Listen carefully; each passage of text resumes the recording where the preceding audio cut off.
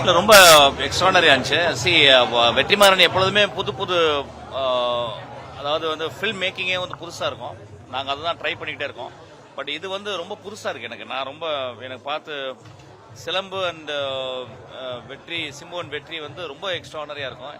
எனக்கு தெரியுது அதில் வந்து இந்த எனக்கு ஏன்னா ஒரு ஃபில்ம் மேக்கரா இன்னொரு ஃபில்ம் மேக்கருடைய என்ன ஆஸ்பயர் பண்ணிருக்காரு, என்ன என்ன பண்ண போறாருன்னு தெரியும். எனக்கு கதையும் தெரியும். எனக்கு ரொம்ப நல்ல கதை, இன்ட்ரெஸ்டிங்கான கதை. அதனால ராக்கிங்கா இருக்கும். நல்லா புதுசா இருக்கும். நீங்க இது வரைக்கும் சிலம்பரசன் இந்த மாதிரி ஒரு பார்த்திருக்கவே மாட்டீங்க.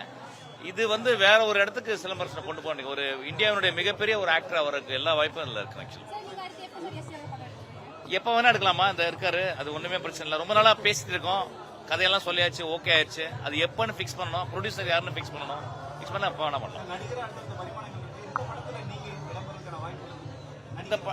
நான் சும்மா ஒரு சீன்ல வந்து ஒரு டீ குடுக்குற மாதிரி இருந்தா கூட நான் நடிப்பேம்மா. வெற்றி கூப்பிட்டு சார் கூப்பிட்டாருன்னா என்ன வேணா பண்ணுவேன். ஆக்சுவலி எனக்கு ஒண்ணுமே இல்லை. நான் முதல்ல டைரக்டர், ஆனா அப்புறம் வெற்றி வந்து என்னுடைய நண்பன், இவர் வந்து என் தந்தையார் மாதிரி.